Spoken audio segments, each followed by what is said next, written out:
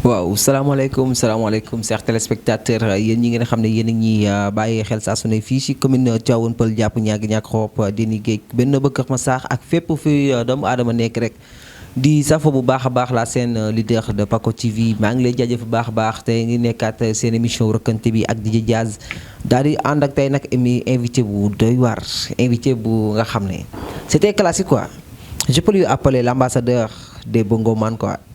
mais nag c'est un homme en rigueur quand même ñu ko gën a xamee ci Mayboy xam naa dañ lay bàyyi nga daal di nuyoog chers téléspectateurs yi. waaw salaamaaleykum Paco Jazz maa ngi nuyoo àdduna di nuyu ñi nga xamante ne ñooy internet yi ndax Paco TV dafa doon télé boo xamante ne macha allah dañ koy suivre waaw di nuyu ñëpp daal fu nit nekk rek maa ngi lay jox loxo di la nuyu. mais Mayboy lan mooy sa but ak sa objectif ci sa plan de carrière. waaw comme tout le monde rek ndax Olof Njaay daani koo gis mu yor boutique mbagg rek boo ubbee xol bi magasin moo ci nekk. ndeysaan dëgg la. ñun suñu objectif mooy dem fu sori yóbbu aar tamit fi nga xamante ni fa lañ yem. yemale ko fa suñuy rakk ñëw continuer. ndeysaan waaw loolu la. mais yan rêve nga am ci aar bi nga nekk nii. rêve yi ma ci am bari na nag waaw rêve yi ma ci am bari na wax dëgg yàlla parce que art dafa doon loo xam te ne avant tout d'abord man dafa doon sama bëgg-bëgg. ndeysaan waaw mu doon sama bëgg-bëgg ma yàgg ko bëgg depuis ba ma nekkee xale. waaw ñu xam Mayboy ba mu nekkee xale avant ñu may tuddee Mayboy. dëgg la ndax turu Mayboy bi sax daanaka ci art la jógee. comprendre kon art lu ma yàgg bëgg la waaw lu ma yàgg bëgg la. loolu nag ñu ne ko déggandoo baax chers téléspectateurs tontu yi nga xam ne nag Mayboy ñu koy tontu ci suñu wii kaw yi question léegi nag Mayboy ndax am nga staff. waaw am nañ staff nag. baa ñu ngi lay jàppale bu baax a baax ñoo xamante ni ñu ngi ñuy jàppale bu baax. wax dëgg yàlla ñu ngi wan seen cofeel ci ñun. ak seen mbëggeel ak fi ñu bëgg a eggalee. waaw am na staff waaw. kon de xam naa ne Mayboy nga foog ne du ma la xaw a bàyyi sax nga xaw a waxeel baat bi tuuti. waaw mais xam nga man moom. ndax dégg naa ne ñu bëri naan Mayboy xam naa ne kooku bu dul bongo rek wala bu taxaw ci kanamu Youssou Ndour rek du dem mais tey ma bëgg tey nga wanwal ma leen ne leen Mayboy lu mu mënti def moom tamit voix bi day waye di dem. dëgg neexul nag. dëggantaane neex. ndax ñun moom li ñuy def nii ñun la nekk. dëgg la. daani ko bu ñu nekkee devant le chien dañ koy def bu ñu nekkee seul tamit dañ koy def. noonu la demee waaw.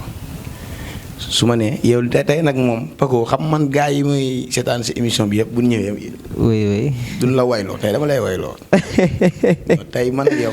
yaay doon sama awukat tey. kon tey dana garaaw. waaw su ma nee yu baax yi may def di la romb nga ni mooy bon sa xol. waaw. loolu mën naa ko loolu moom pare naa mën naa ko. yu baax yi may def di la romb. mooy toj sa xol. maa ko tey. te di ko def. mooy bon sa xol. jox bopp du la neex. dafay toj sa xol. non Mayboy léegi Mayboy dégg ngeen ko xam nga ne tey moom Mayboy dafay wéyloo Jazz tey man lañ def awkat bi. non tey dañ maa aw. laay lay la laa mais Mayboy est-ce que mën nga ñëw xamal kan mooy Mayboy exactement kan mooy Mayboy. waaw man maa ngi tudd Pape Oumar Diop. juddoo fi nga xamante ni mooy Géejawaay. diggante Géejawaay ak Yëmbal. doon jeune doon ay xale doon fecc foofu noonu Oscar de vacances. ba turu Mayboy génn ci. ñu topp sunu carrière aussi fecc mi ba yàlla dogal tey ñuy bongo bi ñëw ñu boole ko sunu fecc teelawul bàyyiwuñu sunu fecc ba tey dañuy fecc ci clip yi dañuy def ay spectacle boole ko sunuy bongo waaw Mayboy daal mu ngi noonu doomu Sénégal la. doomu Kër Massar la. doomu Yëmbal la doomu Géejawaay la. ndeysaan mais Mayboy yan jafe-jafe ngay faral di am si aar bi nga xam nekk di def nii. waaw jafe-jafe yi nag bari na parce que tey jii nii benn lam du yëngu. dëgg la. benn loxo du tàccu. waaw loolu moom dëgg la benn loxo moom ta tàccu doomu aadama. donc am na yu bari yoo xamante ni boo amul dëgg-dëgg ay jàppale dafay xaw a yéex. ndeysaan ndax fii ku mën yàlla la mënal. waaye tamit jafe-jafe yi mooy da ngay am benn affaire bëgg koo def. est-ce que. balaa nga koy def dafay yéex parce que doo gis ñi nga xamante ni ñoom ñoo la jàppale. dëgg la. yaa ngi dégg. yooyu ci jafe-jafe yi la bokk ak yi nga xamante ni da nga koy gis sa nawle artistes yi di ko def. waaw waaw di seetaan ñu di ko def. wala ngay dem ci mili daje ak ñoom ñu di ko def mu lay metti te doo ci mën dara parce que juróo leen. dëgg yooyu tamit ci jafe-jafe yi la bokk. parce que tey bu ma taxawee wax jazz. ni animateur jazz nangam sangam. donc képp kuy animateur rek wax naa ak moom. dëgg la. comprendre nga. oui soo waxee ci animateur lu nice animateur yi yëpp laa waxal. waaw loolu moom dëgg la. de yenn saa yi da ngay jékki-jékki dégg ñuy wax ay wax yu ñaaw ci bongo man yi donc maay booy di ciy gis boppam day nekk ay affaires yoo xam ne daf may metti parce que sunu nawle lañ koy wax te nawle yooyu noonu ñoo bokk mbir bi ñuy def. dëgg la te mbir mi mënuñu ko séddoo. papaay kenn moomu ko. comprendre nga. oui. donc yow boo sañoon dafay nice ñi di jox leen cër jox leen respect jox leen li ngay moom ndax tey ba ko jàll bu xewlee woo ma pour ma ñëw defaral ko bisam bu mu neex. ndeysaan su mënoon li may def du ma woo. dëgg la. donc man li may def ci man la nekk. waaw yooyu bokk na ci jafe-jafe yi parce que loolu jafe-jafe laa ko tuddee. dëgg la. gisuloo naqari te mënoo koo régler. jafe-jafe la. kon ay jafe-jafe àdduna demee noonu loolu moom ay jafe-jafe àdduna demee noonu mais May Boy est-ce que am nga ay bras longs ñi nga xam ne tey ñoom ñu ngi lay jàppale si art bi nga nekk di def. waaw am nañ dëgg yàlla ku ci mel ni président Mao. maa ngi profité di ko nuyuwaale au passage. muy nit ku baax di président Arafat fële ca Kër Massar. sama douanier boobu noonu nga xamante ni vraiment bokk na ci ñuy sonn ngir May Boy. ku ci mel ni Roqaya muy Kia Fashion. borom zone de captage ñoom Soda zone de captage ñooñu ay nit lañ yoo xamante ni vraiment tamit dañ may jàppale wax dëgg yàlla. am na bu ma dee lim maanaam doo matal. waaw wax dëgg yàlla mais am nañu ay nit ñoo xamante ne sincèrement dañ ma bëgg da leen may jàppale wax dëgg yàlla waaw. mais May Boy naka ngay dundee ak artistes extérieurs yi ñi nga xam ne am nañ baat ñu ngi leen di dégg ak artistes yi nga xam ne tamit jege nañ la trop naka ngay dundee ak ñoom si kaw art bi nga nekk nii. waaw man nag daanaka ñoom ñëpp samay xarit lañ. dëgg la. parce que am na ñu bari ñoo xamante ni maa tourné seen clip maa def seen vidéo maa leen feccal. am na ci ñoo xamante ni.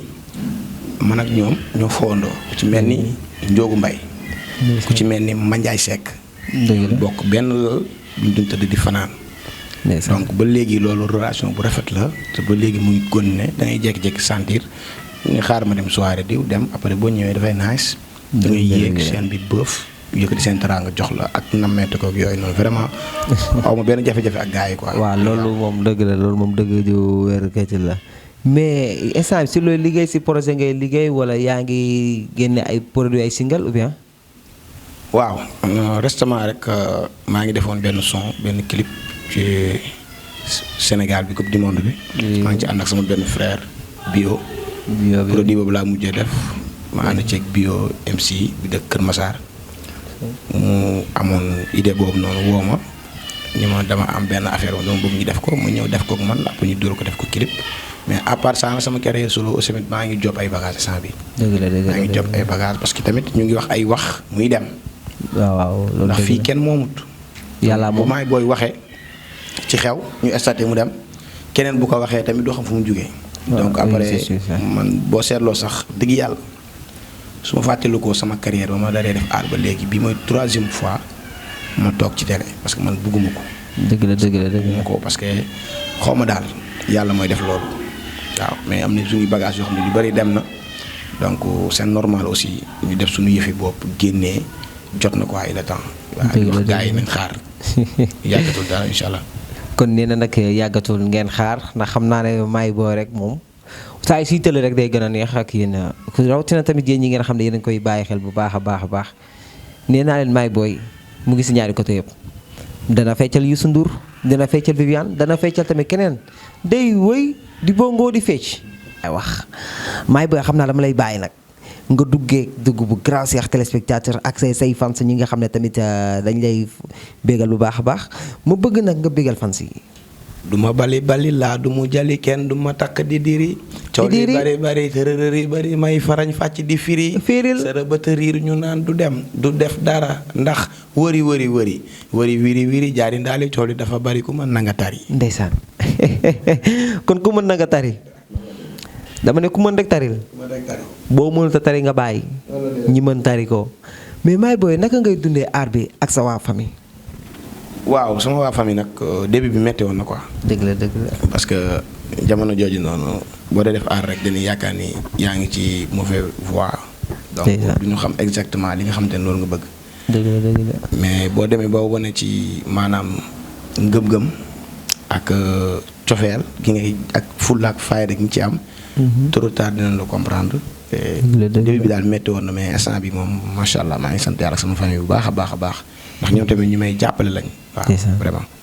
waaw loolu nag nekk réponse bi nga xam ne moom la ma May Boy daal di ma indil si sama kaw question léegi nag May Boy est-ce que mën naa xam ndax May Boy yaa ngi ak jabar wala. waaw maa ngi jabar. nooy dundee ak sa jabar si aar bi. waaw nice nag mu doon ku ma déggal. doon ku ma comprendre. ndeysaan. ndax nit la boo xam ne dañoo yàgg man ak moom. dëgg la ñoo fowandoo ba ni ñuy sëyee macha allah muy Xadijatu yaayu bébé Ndey. Njaay jaata Njaay yow nee naa la Arburi Njaay mooy sa maam Ndey Jóob Sekk mooy sa yaay Siboori Njaay mooy sa baay yow garmi nga bete bete nga. doon sama jabar ma nopp ko lool nag. waaw je l'aime beaucoup. waaw mu bëgg sama famille. ndeysaan. di ma sëyal te yàlla tax. di ma jàppale te yàlla tax. n'importe quelle heure sama téléphone day sonné. ndeysaan. damay tëdd ak moom guddi sax ñu woo ma jug dem. est-ce que yére yi may sol moom koy génneel. ndeysaan. donc muy nitu kese di ko ñaanal gudd fan ak wér gi yaram ba li ma bëgg ci moom ma mottali ko. ndeysaan dëgg la dëgg la kon tey May Boy nga koy tontu moom nee na ma dafa nopp jabar ci. baa ni ma ko waxee doon nga koy teewee. non bu baax. parce que koo xamante ni depuis 2005 ba 2022 yéen a ngi nekk. dëgg la dëgg la. kooku est-ce que dépassé wul l'amour. mais May Boy est-ce que mën naa xam ndax yaa ngi def ay communication ak rajo yi fi nekk wala télé yi. waaw sànq samay biir wax maa ngi la koy wax nee naa la man su ma juumul sama carrière bu ma dem dalee nekk ba léegi bi ma 3e fois ma def interview. ndeysaan comprendre nga.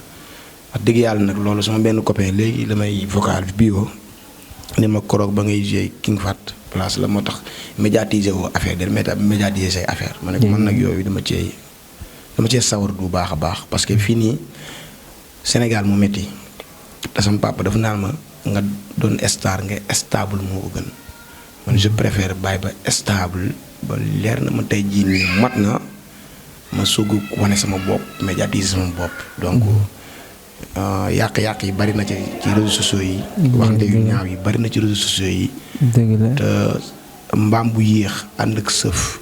mu gën bu gaaw te ànd ak sëf comprendre nga. waaw loolu moom dëgg la. ay ndaw lañ ay xale lañ moo tax yàqamti wuñ dara ñu ngi topp suñu yoon topp suñu staff nekk ci suñu job.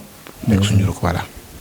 mais yaa sa waa koñ naka ngay doxee ak sa waa koñ ba boo ko si artistes yi jékki-jékki am des fois rek commencé romb nit ñi la di nuyoo benn baaraam. non. man moom sama waa koñ ñoom xam nañ ma dëgg yàlla parce que ñun ay góor lañ. dëgg la góor ba pare en plus ay doomu aadama lañ. ndeysaan. nit mënoo nekk leneen dul nit. yow tey sa caméra bii bu yàqu woon da ngay dem jënd beneen bees. bees tàkk kay. sa clim bii tey bu xëyoon tàqul da ngay jënd beneen bees mais doomu aadama benn baaraam bu manqué ci yow amoo magasin bu koy jaay. dëgg la. du dëgg donc kon nit moo doon li nga xamante ni moom la suñu borom gën a fonk. te man amul samay dëkkandoo tey sama kër bu doon tàkk mar day taal yi balaa kenn di jot ñoom ñuy ñëw. waaw dëkkandoo si lañ. amul dul ñoom damay yeew sol soulètement toog ci buntu kër gi waxtaan bégee. happy waaw. dund mooy waay. ndeysaan dëgg la mais naka nga gisee art bi fii si Sénégal. art bi metti trop. metti xam ndax mu metti. lu tax mu metti. parce que kenn ku ci nekk yaa ngi xool nooy xewee. waaw bëri na fi de ba si TikTok bi. gis nga xew moo doon loo xamante ni dafa war a am suivi. dëgg la bugguma xewu tàq fay xew tey bu subaa nga xew yi. comprendre nga yàqante bi bari waxante lu ñaaw li bari réseaux sociaux bi xam nga li ma la wax kenn xamatul dëkk bi lu muy nuru kenn xamatu ko te loolu pour man artistes yi ñoom ñu gën a placé wu pour defar loolu. dëgg la ñu gën a yàq. ndeysaan. xam ndax. artiste boo ci gis genre May Boy boo ci gis mu ngi xool ban way la war a mun a fent boo xamante ni challenge lay doon non soit que noonu la sa noon lu di sa lii du laa booy challenge mu jeex mais pour man Papa Thione da ko waxoon way bu diglewut. dëgg la yeetewut amul njëriñ. dëgg la. gis nga man musique gu démb laa gën a mën a déglu musique gu tey. dëgg la. rabu démb laa gën a mën a. déglu ko rabu tey. xam ndax parce que ñooñu dañuy wax lu nekk sa bopp dañuy wax li nga xamante ni day mel ni yow réellement ñun dañoo jàkkaarloo yow di dund ak yow. dëgg yu leer kay. am naqaru xool sax nga déglu benn artiste. ndeysaan dindi ko ci yow. nga am yenn jafe-jafe di xool na lay saafara nga déglu benn artiste mu won la yoon loolu moo fi amoon. ndeysaan mais loolu amatu fi. gisatoo ko dañu wax dëgg. non loolu amatu fi léegi boo xoolee kay léegi kay moom musique bi moom aar be rap beeg mbalax bi léegi boo xoolee lépp ay saagante la. dafa jaxasoo. wala ay ñaar dafa jaxasoo. man su ma xewoon man su ma neexoon man li ma xam ak a bari. est-ce que si réseaux sociaux bi nit ñi topp la rek. man li ma xam ak a bari. bari ki Seera Fall bu ma neexoon suba ma génn def sorti wax lu tëj dëkk bi. ndeysaan ñu naan am maay bu indi maay bi da ko jar. jaru ko bëgguma bës bu salte. man damay xool ci ñoom papa Youssou Ndour. ndeysaan ñoom papa Thione Seck. ndeysaan di xool ñooñu nga xamante ne macha allah dañu siiw ci siiw bu rafet. est-ce que ñooñu da nga am sa dégg ñu bindal leen lu ñaaw wala ñu waxal leen lu ñaaw. non parce que ci ñoom la. dëgg la. gis nga nit ki doo xeeñ lu diwoowut. waaw si lu leer. mais xoolal kii waa ji nii Adamo lu ko neex lay def te kenn du ci wax man dama koy wax. kenn du si wax ma loolu ma jaaxal kenn du ci wax lu ko neex ay live am lay barki Demba Ndiaye dama ko seetaan. Adamo borom TikTok. dama ko seetaan démb dama mer barki Seexul Xadim xam nga dama mer parce que vie privée jàmbur lu koy bilipaane. dëgg la. gis nga ku dul suturaal nit yàlla du la suturaal. waaw loolu moom dëgg ju leer kay ci la. Adamo man dama bëgg yi ngay def nga teg ko ci normal nga bàyyi vie privée jàmbur yi ngay jël di ko génn di ko tas gis nga Mandiaye Seck nit ku baax la. ndeysaan. Ndey Soxna nit ku baax la man dama nekkoon kër ñoom Mandiaye Seck Mbuur ñun buñ musaana jógee fii dem Mbuur kër ñoom Mandiaye la ñuy nekk. Mandiaye Seck bu ñëwee Dakar day ñëw ñu nekk même ñu jógu may ñooy bokk benn nekk bu ñu fanaan. Mandiaye Seck am complicité bu rafet ak yi way juróom bu góor muy bu jigéen comprendre nga. dëgg la kooku yow sa doom da nga koy mere xas ko saaga ko man sama doom dama koy mere xas ko saaga ko. lu leer naa loolu c'est entre famille pourquoi la may ndeyu génnee ko boo bëggee waali bëgg nga waali nga bëgg xam nañ ko. mais li ngay def nii da yaa ngi utal waali noonu. waaw. nit ki di nga ko bëgg ba di ko lor te doo ko xam. man dama bëgg nag loolu man dama koy wax direct. parce que ñun ay porteurs de voix lañ. man li ma tax du ma sax bëgg def ay yenn affaire parce que damay wax li nga xam te ni moo am. dëgg neexul nañ bàyyi nëppal gi. te sénégalais nag ñoo ko may doole ah. barki Seexul Xadim ñoo ko may doole. waaw loolu moom dëgg mais kon nag li ñuy jot a dégg si li nga xam ne tamit Maye Boye sànni na ko si ay kàddu vers Adamo kon nag Adamo tamit xam naa Maye Boye sax li mu wax tamit mën naa ne tamit dëgg la waaye tamit saagay sax mën na ñàkk te yéen tamit mais Maye Boye tey lan nga am tey lan ngay war a wax tey si ñi nga xam ne ñu ngi bëgg a door dugg si aar bi nga nekk pour fekk si la yan conseil nga am tey yoo leen war a jox ñoom ñooñu. mooy première ñu bañ a yàkkamti. dama nekk ak Pa Moussa Sonko ànd bu sori. ñuy wax ci waxu aar mun ma Maye Boye gis nga artiste mënoo ko doon tant que jàngoo ko. dëgg la loo jàng ngay tari. comprendre nga beneen conseil bi mooy ñu suivre ñi nga xamante ni ay nit ñu baax lañ ci aar ay nit ñoo xamante ni ñu respecté lañ ci aar ñu roy ci ñooñu. dëgg la. beneen bi ci topp mooy ñu bañ a yàkkamti. parce que yàkkamti yàqule. lu leer naa tépp moo gën a yuréet. yaa ngi dégg ñu teg ko ci yoon boobu noonu moytu lépp loo xam ne da leen di gàllankoor man loolu laa am leen di conseillé. waaw kon nag ngeen gën ko déggandoog si ay tontu ak ay kàddu yi ngeen xam ne Maye Boye nga koy jël di ko jagleel ak di ko yóbbu tamit si biir dëkkuwaay bi ak si biir tamit jeunesse bi tamit ak kaw population bi mais tey Maye Boye lan mën a dugal si aar bi yow exactement. waaw affaire de jeunesse rek. dañoo nekkoon koñ ba jamono jooju xumbal moo am. ñun ñëpp ay dañuy feccandu ci mbedd yi di kaf bi loolu moo nekkoon suñu doon parce que ñun bañ nekkee xel dañ doon fo ñun dañ doon fo lépp doon fo dañ ko doon def. donc dem naa ba ci biir affaire yi neex ma may stand Oscar de vacances gis samay mag di ci fecc. ay ñoom Modien maa ngi koy nuyu au passage yaa ngi dégg ay maestro Pape Thiam ay Randoy xam nga ñu doon ay nit ñu baax ñoom léegi ñu ngi bitim réew di bàyyi seen waar ñooñu ñoo tax ñu bëgg aar. waaw. c'est la seule solution en fait mën naa tey jamonoy tey moom ñëpp la ñuy ñaan la réussite parce que moo jar a ñaan mais Maye Boye tey si affaire de fecc est-ce que tey ñun ñi nga xam ne comme ñi nga xam ne tamit ñoom ñu ngi bëgg di fecc mën nga leen xamal lan mooy fecc ak fu fecc ci bàyyeekoo. waaw fecc nag dafa bari. dafa bari parce que Sénégal dafa rëy. façon xeet ak làkk bu ne mu ngi ci. ñëpp a ngi fi. comprendre nga. comprendre naa ba. fecckat pour man waroo nekk fecckat da nga war a nekk un bon danseur. bon danseur xam nga mooy lan nga dem ci milieu gis ñuy fecc leneen nga fecc ko. parce que bëri na booy yoo xamante ne tey maa ngi leen di gis di la suivre. bu weesoo mbalax gi ñuy fecc ak sabar gi ñuy fecc ça s'arrête là fa la yam mais Sénégal fii am na booy yu bëri boo leen waxoon la mooy puy nangala duñ ko xam.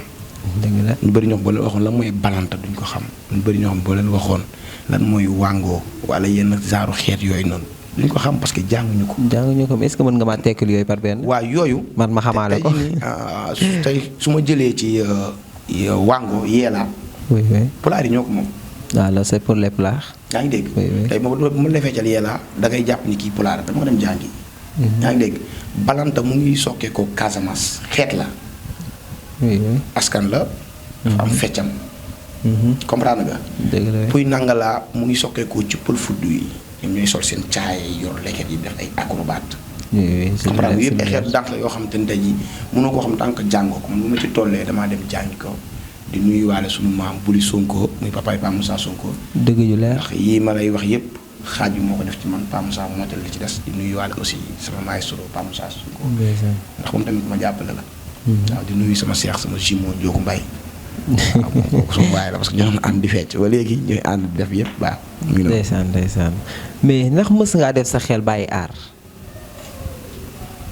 waaw dëgg rek moo neex yàlla. lan moo taxoon nga defoon ko sa xel. parce que dem naa ba découragé quoi. parce que moment yooyu noonu sama yaay donc moom doon jàppale ci aar bi ma doon def donc mu génn àdduna.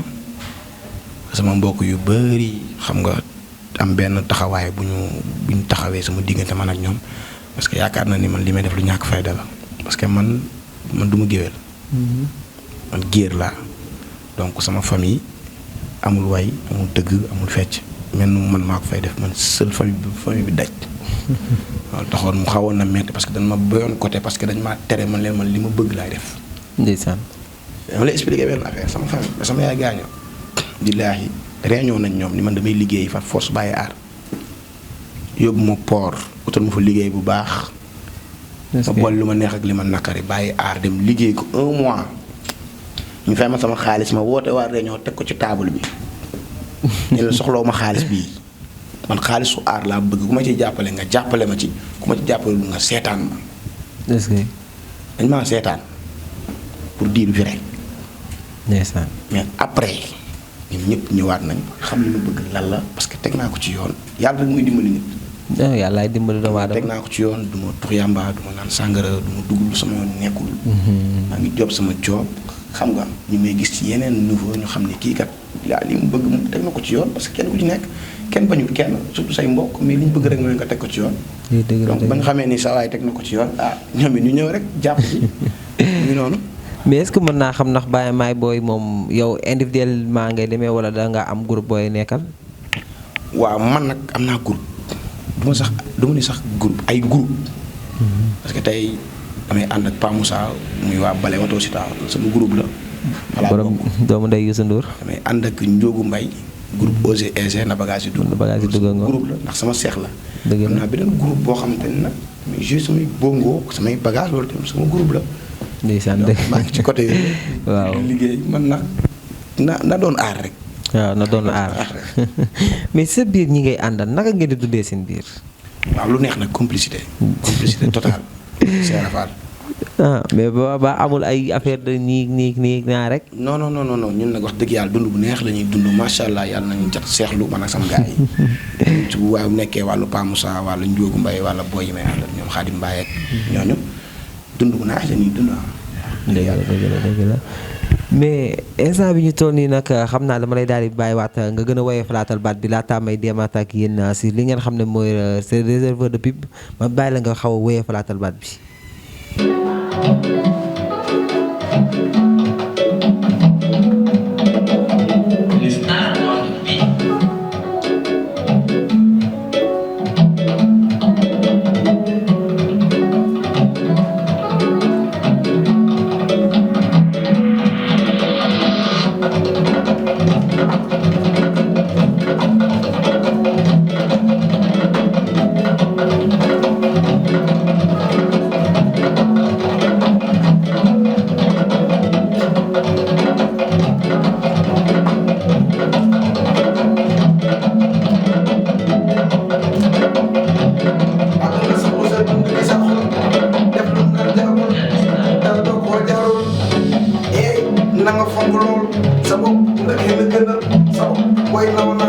sa bopp na nga fonk lool sa bopp xoolal yu baax yi may def di la romb mooy bon sa xol maa ko tey te di ko def dama toj sa xol kon bee ma jox bopp du la neex jéem a toj sa xol